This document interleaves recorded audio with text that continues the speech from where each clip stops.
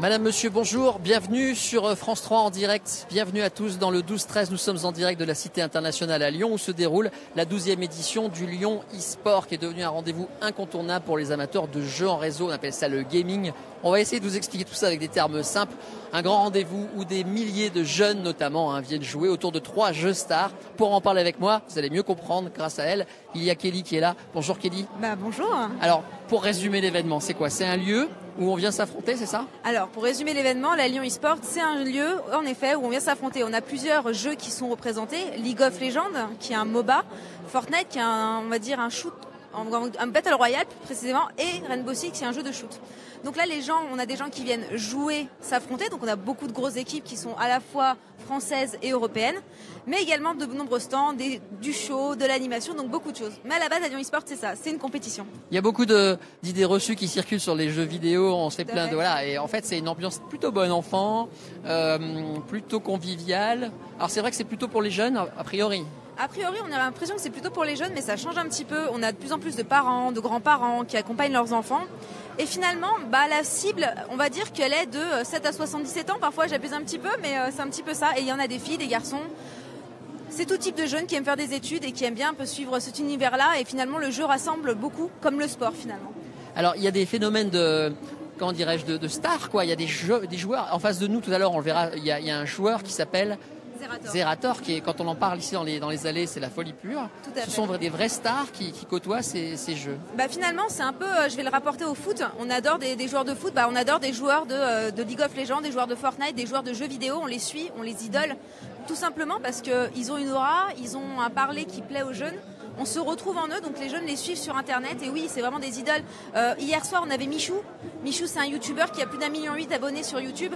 On a Zerator, on a la Team Solari, on a tous ces joueurs qui sont suivis par les jeunes parce qu'ils se retrouvent en eux et finalement ils se disent « Ah là là, c'est fou, il arrive sur Internet, j'aime bien ce qu'il fait, il joue au jeu que j'aime bien. » Donc oui, on a vraiment des stars. Et alors l'autre chose qu'il faut dire, c'est que, je l'ai dit, c'est le 12e rendez-vous. Vous avez grossi, vous avez commencé tout petit. Cette année, c'est encore plus grand. On va voir tout à l'heure avec un invité que l'amphi, lui aussi, est utilisé ici à la Cité internationale. C'est un vrai truc qui marche, quoi. C'est un vrai truc qui marche. Je me souviens tout début, Lyon eSport, c'est que des bénévoles. C'est une association. Tout début, on était dans les salles de classe. C'était tout petit. On a grandi, on est allé dans les salles des fêtes et puis on est allé au Palais des Sports. Et Palais des Sports est vite devenu trop petit pour nous et on s'est retrouvé à la Cité des Congrès. Cette année, on a un hall de plus parce que on a voulu rajouter un peu plus de confort, un peu plus de choses pour les spectateurs. Donc ça a grandi. On est très contents parce que 12e édition, une association de bénévoles qui monte ça.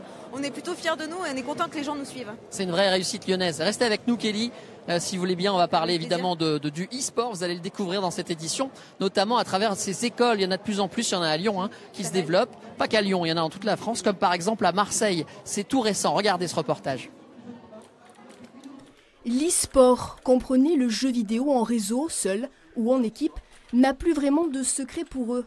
Du haut de leurs 18 ans, ils font déjà partie du cercle très fermé des professionnels. Leur entraînement est quotidien, jusqu'à 6 heures par jour, tel un sportif de haut niveau. En fait, oui, c'est un sport parce que ça demande beaucoup d'entraînement et aussi beaucoup d'efforts aussi pour tout ce qui est mental, etc. On a 2 coachs sportifs et un coach pour notre jeu en particulier. Bientôt, la fine fleur de l'e-sport marseillais pourra venir s'entraîner ici.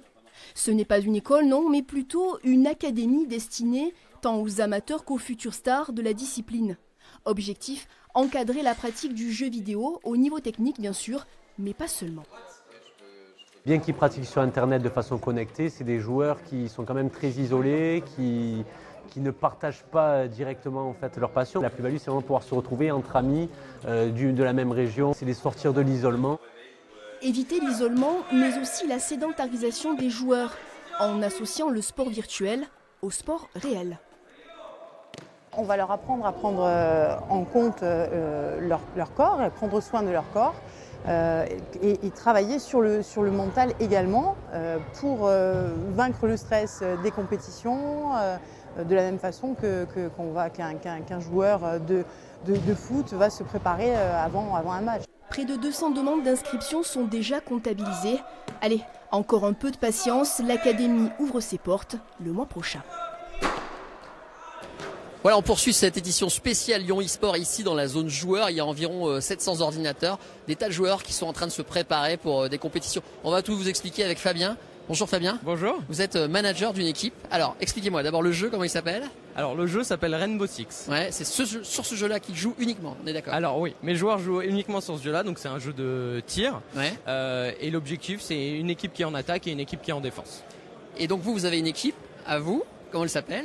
Alors, c'est pas mon équipe, c'est l'équipe Vitality, c'est le club Team Vitality, donc c'est le premier club en France aujourd'hui professionnel, avec une 50aine de joueurs professionnels, un encadrement d'une quinzaine de managers, de coachs, et puis un head staff, tout ce qu'il faut pour une belle boîte qui grandit. Comment ça marche une équipe professionnelle? Elle est au même endroit? C'est comme une école ou les joueurs sont chez eux? Comment ça marche? Ça va dépendre des jeux. Ouais. Il y a plusieurs méthodes d'entraînement. Déjà, la base, c'est la méthode d'entraînement. En l'occurrence, cette équipe travaille de chez elle.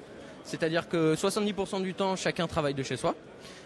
Et avant un grand événement, par exemple un tournoi comme on a en ce moment, on fait un bootcamp. Donc un bootcamp, c'est un camp d'entraînement où on se réunit une dizaine de jours avant l'entraînement pour se réunir et travailler plus fortement ensemble. Comment on sait qu'un joueur est un bon joueur? C'est parce qu'il marque des points tout simplement ou quelles sont ses qualités? La première qualité, elle est évidente, elle est intrinsèque au jeu, c'est-à-dire être capable d'être très bon. Comme Neymar au foot, c'est visuel, ça se voit. Puis après, il y a des qualités humaines, des qualités de comportement et de professionnel. Donc voilà, c'est toutes ces qualités-là qu'on cherche. Et puis après, tout dépend des clubs, ce qu'ils cherchent particulièrement. Nous, l'aspect humain est aussi très important. Et alors vous êtes le manager? Oui. Donc c'est quoi? C'est d'être derrière les joueurs, de leur dire joue mieux, de prendre soin d'eux, je sais pas. Quand je résume mon travail, qui est pas facile pour certains à comprendre, c'est de dire mon job est de faire des choix. Je suis un peu l'architecte de l'équipe, c'est-à-dire je vais faire des choix pour que l'équipe fonctionne. Après moi je vais pas intervenir au sein même du jeu, je vais pas être vraiment coach, ça on a des personnes qualifiées pour, mais mon job est de faire des choix, garder tel joueur, prendre telle décision pour s'entraîner de cette manière, voilà, c'est ça au quotidien. Il y a Fabien qui est derrière nous, qui est le capitaine, qui est plongé dans son téléphone, mais je vais quand même me permettre juste de lui demander un tout petit mot. Ça va Fabien? Oui. Est-ce que l'équipe est bien partie sur cet événement ce week-end? Oui, là on est prêt, on est en train de se chauffer en équipe. On fait les derniers préparatifs, puis après on va se plonger dans la compétition à fond et tout donner pour la remporter. Juste une petite question perso avant de terminer. Est-ce que vous êtes accro? Parce qu'il paraît que les joueurs recherchent de la dopamine, on m'a dit, et que ça rendait accro. Non, on n'est pas du tout accro. Vous aimez en tout cas ce que vous faites, c'est sûr. Oui, c'est sûr, mais on est heureux à ce qu'on fait, on vit de notre passion, donc on peut pas être plus heureux. Ouais, c'est comme toute activité de loisir et de plaisir. Effectivement, ça crée de la dopamine, c'est une réalité. Alors ça crée des addictions, mais elles sont pas dangereuses. C'est ce que vous allez comprendre grâce à ce reportage de Daniel Pajonc. Regardez. À l'hôpital Mère-Enfant, on soigne les enfants addicts aux écrans. Une exposition précoce diminue les capacités d'attention, retarde les apprentissages fondamentaux, une perte de 7% de motivation en classe, 6% en habileté en maths. N'en jetez plus, l'addiction peut être salée, la faute à une molécule, la dopamine, cheville ouvrière de la récompense. Quand vous jouez, d'abord, vous captez une image, ça touche les aires occipitales du cerveau, et puis ensuite votre cortex moteur répond avec le pouce, et là vous manipulez l'information et vous utilisez et vous devenez acteur, mais ça passe aussi par le circuit de la récompense et on fait parler la dopamine à ce moment-là et on a la même sensation de plaisir que quand on prend une cigarette ou quand on grignote ou quand on prend un plaisir autre. Ce qui a été montré, c'est qu'effectivement il pouvait y avoir une augmentation de la libération de ce neurotransmetteur, la dopamine, qui est un neuromodulateur et qui lui va aller affecter les réseaux neuronaux de l'action en tant que tel. Mais il n'y a pas de lésion en tant que telle, donc du coup on peut revenir en faisant des thérapies pour pouvoir justement rééquilibrer le système. Les études le montrent, sont principalement touchés par l'addiction des profils particuliers, notamment les jeunes fragiles et sans repères. Voilà, on a quitté les forums pour rejoindre maintenant la grande scène dans l'amphi. C'est ici, regardez, sur cette immense scène que vont s'affronter les équipes pendant ces 2 jours. Ça a déjà commencé hier soir avec un public qui va remplir cette salle complètement enflammée parce qu'ils adorent ça. Bonjour Croc. Hello Yannick. C'est vraiment votre nom? Eh oui, c'est mon pseudo, c'est le nom de scène que j'utilise ici pour tout le week-end. D'accord, alors vous êtes un commentateur officiel de ce genre de compétition et plus précisément sur un jeu, c'est ça? Exactement, le jeu s'appelle League of Legends, c'est du 5 contre 5 et je vais commenter ça tout le week-end avec plusieurs commentateurs puisque du coup on tourne, on est plusieurs duos à fonctionner. Alors le public qui nous regarde connaît pas forcément ce jeu, il y a quoi dans le jeu? Alors en fait on incarne un personnage qui a des compétences et il va les mettre à disposition de son équipe pour pouvoir aller détruire une base et eh bien ça se fait en une demi-heure, 3/4 d'heure par partie et du coup il faut faire appel à de la communication en équipe mais aussi eh bien à du skill comme on l'appelle, des compétences et du coup, nous, on commande ça pour essayer de vulgariser ça au public, parce que tout n'est pas forcément facile à comprendre. Il y a des stratégies. C'est comme un mélange entre un jeu d'échecs finalement et un jeu de basket. Alors on fait comme si c'était un jeu que moi je découvre, ça c'est vrai, mais c'est un jeu qui est important, qui est très connu, qui est très, comment on dit, qui est très prisé. Ouais, très très prisé. Plus de 100 millions de joueurs dans le monde.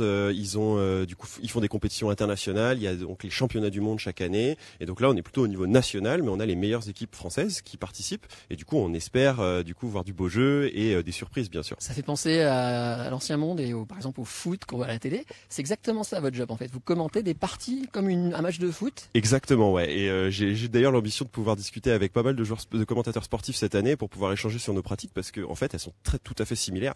On explique pareil en amont quels sont les enjeux. Et si c'est la Champions League ou que ce soit la Lyon eSport, ça va être à peu près les mêmes mots utilisés, puisqu'il y aura des challengers, il y aura des petits poussets, il y aura le grand ogre, aujourd'hui s'appellera LDLC, qui est favori. Et du coup, est-ce que les favoris tomberont? C'est toujours une des questions qu'on pose, que ce soit dans le sport ou dans l'e-sport. Que je comprenne bien, quel est l'enjeu? Qu'est-ce qu'on gagne à la fin de cette compétition ici? De l'honneur, du cash price. Du coup, du cash price? Du cash price, c'est de l'argent, ouais, tout à fait, qui sont reversés à la structure et aux joueurs. Et derrière, c'est aussi comme c'est la première LAN de l'année, c'est aussi le moyen d'ouvrir. La LAN, c'est l'événement dans lequel on est, c'est une compétition qu'on appelle offline, donc hors ligne, où tout le monde se retrouve ici pour pouvoir jouer, alors que d'habitude ils jouent plutôt online, donc chez eux ou dans des structures. Très bien. Merci pour toutes ces explications. Est-ce que vous savez que les services d'espionnage français s'intéressent aux jeux vidéo de très très près? Oui, j'ai pu voir passer ça. Ouais. Parce qu'en fait, il y a des messageries dans les jeux et du coup, on recrute des gens qui s'y connaissent pour essayer de voir ce qui se dit pour lutter contre le terrorisme. C'est assez incroyable. Regardez ce reportage. D'un côté, Alexandre Berthet, 37 ans. De l'autre, Julien Verly, 29 ans. Prends le fusil à pompe. Dans cette salle, ces deux amis s'affrontent sur Fortnite, un célèbre jeu de bataille multijoueur. Je savais pas, je suis perdu là. Pour communiquer en direct, ils utilisent leur micro-casque, mais aussi cette messagerie en ligne. Là, vous avez la messagerie de Fortnite où on peut échanger des messages. Je suis avec mes 4 amis, on est sur le jeu Fortnite, on discute entre nous, on est vraiment entre nous, il n'y a que nous qui pouvons voir ces messages-là. C'est un groupe privé en fait. Groupe privé. Une messagerie privée qui, comme WhatsApp ou Telegram, est aussi cryptée. C'est-à-dire indéchiffrable pour les personnes qui ne sont pas destinataires du message. Un nouvel espace de communication qui intéresse les services de renseignement français. La DGSE a même publié récemment une offre de stage. Objectif, recruter un ingénieur capable d'infiltrer plusieurs plateformes de jeux en ligne avec des qualités précises. Recherche et exploitation de failles. Exploitation d'une vulnérabilité publique. Le rôle aussi d'un service de renseignement, c'est d'avoir cette connaissance de l'écosystème de manière à savoir chercher là où se passent les choses et surtout éviter d'être trop en retard par rapport à celles et ceux qui font l'objet de sa surveillance. Les services français s'adaptent ainsi aux nouvelles méthodes de communication. Et il serait impensable de passer à côté du phénomène Fortnite qui compte plus de 200 millions de joueurs à travers le monde. Voilà, on va quand même passer en revue l'actualité du jour et puis revenir au Lyon eSport où nous nous trouvons dans un instant. Et l'actualité du jour, c'est comme souvent le samedi depuis maintenant 3 mois, les Gilets jaunes. Plusieurs manifestations sont annoncées dans la région sur les réseaux sociaux, notamment à Lyon et Bourg-en-Bresse. Et surtout, un grand rassemblement régional est attendu aujourd'hui sur les communes d'Annonay et d'Avézieux. Des mesures exceptionnelles de sécurité ont été mises en place par la préfecture et les commerçants, eux, ont l'intention de fermer leurs boutiques. Marine Zamit et Jean-Marc Nouknouk se sont rendus sur place à la veille de cette mobilisation. Ces précautions, Michel les a prises dès hier. La manifestation des Gilets jaunes passera cet après-midi devant son chantier. Alors le maître d'ouvrage reste sur ses gardes. On fait attention à tout, on vérifie tout 2 fois. Que le chantier soit bien fermé, que personne ne puisse rentrer, qu'il n'y ait rien qui traîne, qui puisse être susceptible de faire un acte malveillant. Donc c'est plus que d'habitude. En centre-ville, la plupart des commerçants ont choisi de fermer boutique cet après-midi. Je ne vois pas pourquoi on resterait ouvert dans la mesure où il y a beaucoup de gens qui vont éviter de venir en centre-ville, du fait qu'ils ne pourront pas circuler, pas accéder aux grands axes. Donc si c'est pour faire acte de présence et inciter éventuellement des personnes mal intentionnées à rentrer dans les magasins, on préfère fermer exceptionnellement une demi-journée. À Davézieux, les Gilets jaunes regrettent la décision des commerçants. C'est un petit peu dommage. C'est un petit peu dommage de fermer ce jour-là.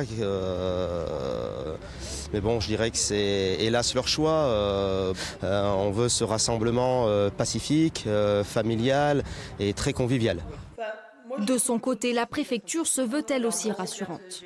Les responsables de la manifestation qui ont déclaré une manifestation parfaitement organisée, où il y a 30 ou 40 personnes quand même qui vont gérer la sécurité au sein de ce cortège, avec qui les gendarmes travaillent et qui se sont engagés à prévenir si jamais ils voyaient des débordements ou des casseurs et à les remettre même aux gendarmes. Donc je pense qu'on part sur de bonnes bases. Entre Davézieux et Annonay, la circulation sera interrompue pendant la manifestation cet après-midi. Près de 1500 personnes sont attendues pour ce cortège régional de Gilets jaunes.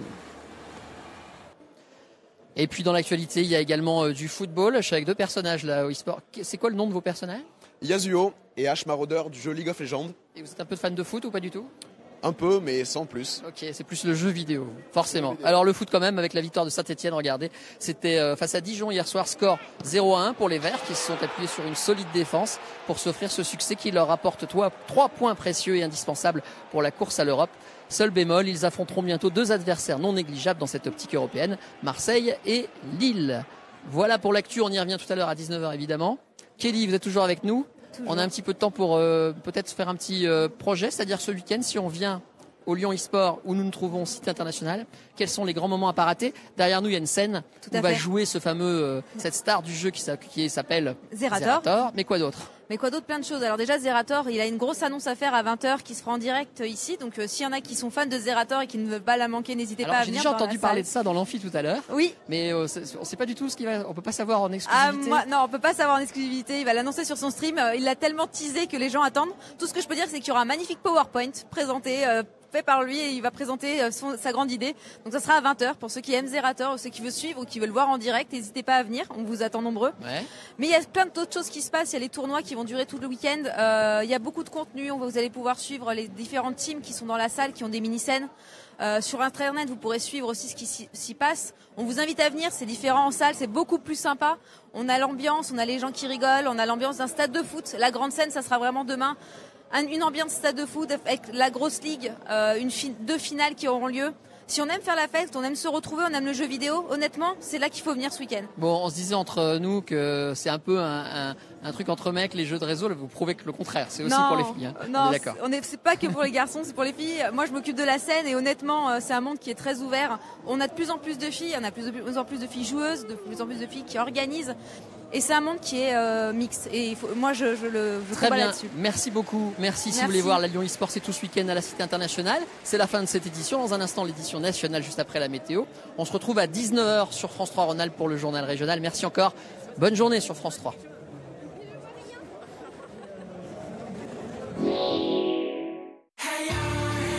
Retrouvez la météo avec Bouygues Télécom, réseau mobile numéro 1 en France, dans les zones rurales.